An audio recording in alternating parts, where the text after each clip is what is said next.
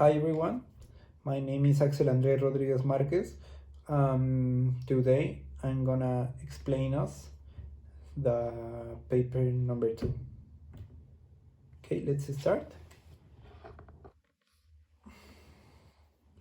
The first, the identification and base drilling practice. The PCI of the subsalts began in the middle of 2005 and was completed in October 2007. In 2008 and in 2009, complementary work was carried out.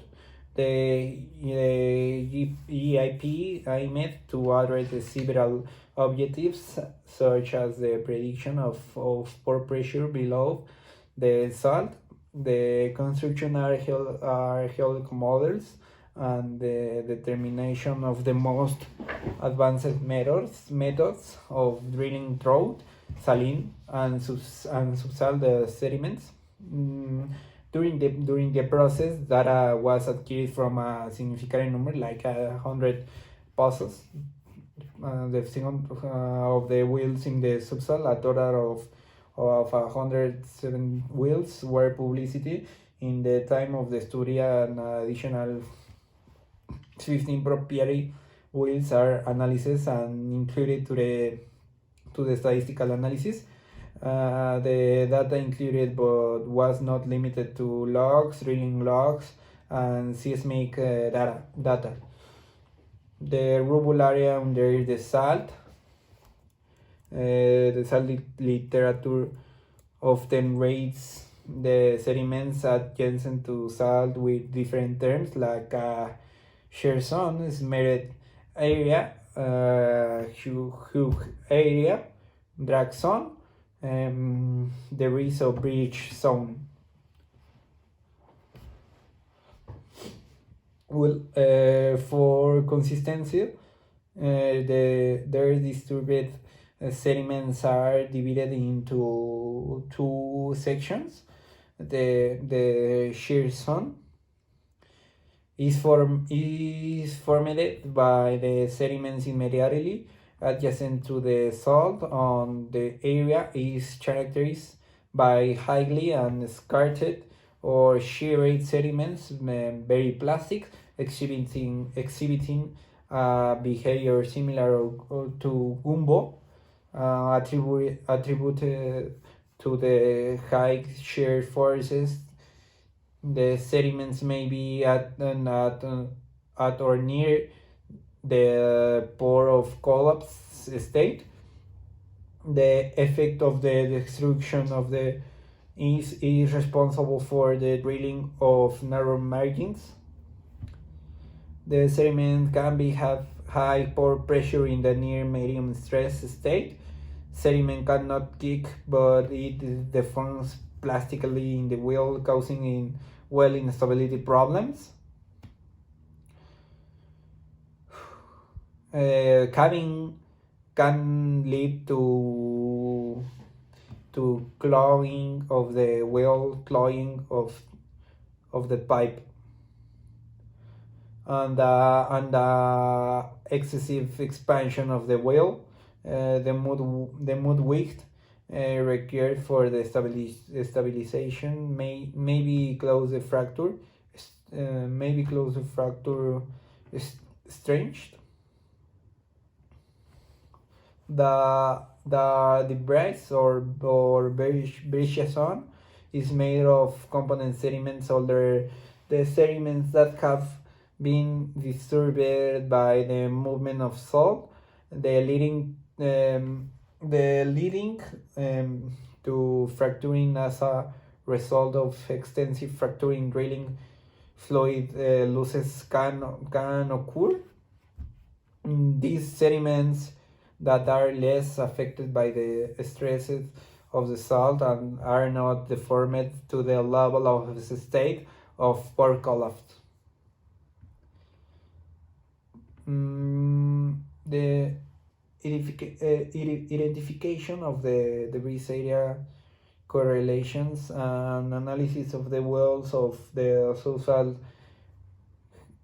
GEP indicate that most exhibit some evidence of a gouge area or subcell debris. A total of 87 GAP will contain sufficient data for this analysis. The others were missing data, for example, pore gamma ray, logging lag resistivity, or logging in the intervals immediately below the fault. In some cases, due to the problem found in this area, this missing data can be sufficient to classify the whales as having found a huge zone. However, they were excluded from this analysis.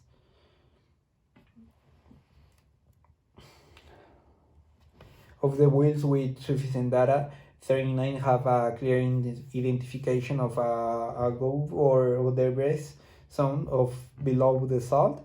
Another 17 have a possible gouge area based on a primary criteria used. Therefore, 57 of 87 contain a clear possible indication of the gouge zone below the salt. Therefore, most subsalt will can be expected to have some gouge zone below the salt, and there is no correlation between the presence of a salinity response below the salt and the presence of the gouge zone. About half, 27 or 66, contains salinity response in the resistivity log. The presence of salinity response below the salt is no indicator of the existence of sinkhole zone. There is also no correlation between the existence of a structured closure and the existence of a gouge or a rubble region. Most of the whales with a gouge region have a bottom closure of the salt. However, of the whales without an indicate gouge region, a similar number like 21%, do not have a direct closure against the salt base. There is a correlation between the location of the whales and the existence of a subsalt gouge or derives region. On another hand, the 19 whales in the South Auger area have a subsalt gouge region just under the 50% of the time.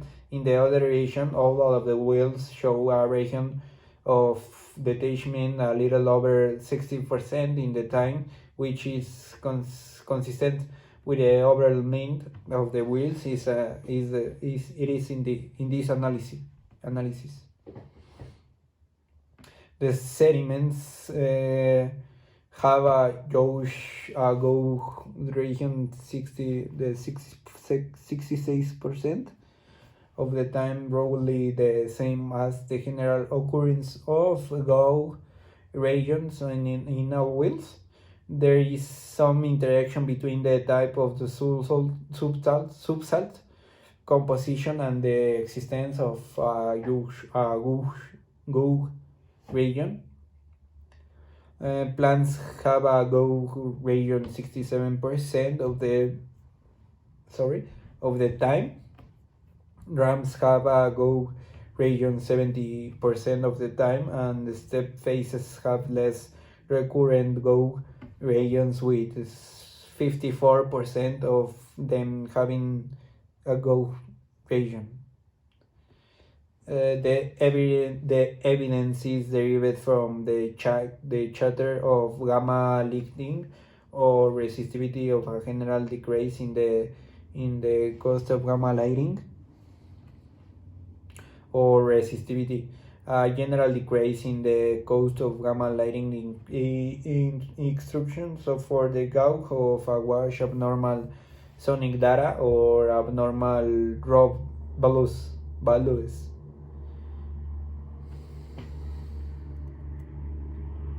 The sonic log data accessible really reveals a slow anomalous coast in this interval. The reason for this could be related to high pressure with the go area. However, neither the resistivity for the rock data indicate the pressure related the answer. Diagnosis of perforation. Early diagnoses are crucial. Control the piece and type of the caving. Erratic torque can pick up weight. Elapsed time. Oil in the base used. In some cases, intermittent caving makes its way to surface. Well stability. The collapse of a hole in the ribs areas is usually massive. The fight against instability is not always useful. Sediments sometimes have no intrinsic strength. Um, Fractures between rock fragments can be permeable. Increasing the weight of the mud is not a solution the problems. Further penetration of the mud into the cracks between the derived fragments destabilizes the well wall. The volume of cavities is usually large and can increase over time. The volume of the cavities is not reduced with increasing weight of the mud. Shear collapse is different from collapse in the rubble zone. Well, direct history of the well is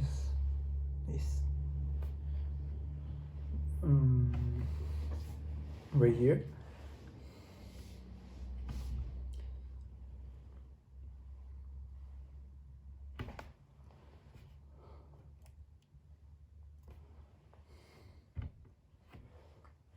There appears to be a plummeting anticline below the wheel and deep salt level. Therefore, subsalt sediments are only minimally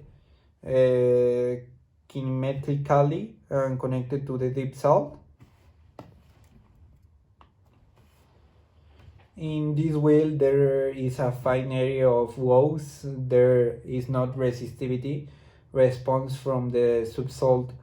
The subsalt structure is a large node in the southwesterly direction. There are some lateral pressure transfer effect can be expected. This could have been the ultimate case of the deep drilling. Problems experienced in this well with water flow sand close to the full depth of the wheel. The narrow drilling margin has proved difficult to get around with multiple drilling problems in the interval above throw or below the salt. Below the salt, the high pressure wet sands flowed the water up, and the base of the salt sediments interface, forcing the wheel to be released. The tour was an attempt in the salt. However, the higher pressure subsalt section was now in communication with the fracture in the salt. Carpa 2001 described the drilling problems for this wheel relate to the narrow drilling below the salt. The well kicked out drilling the salt of 39.1 feet and the mud width increased to 15.2. The losses forces the weight of the mud to be reduced to 15. Below the event occurred, 7-inch casing was laid of 120 feet below the 7-inch casing. Servers losses and flow forced the wheel to deviate the deviated surface, a similar cycle of losses kicks, ultimately causing the wheel abandoned.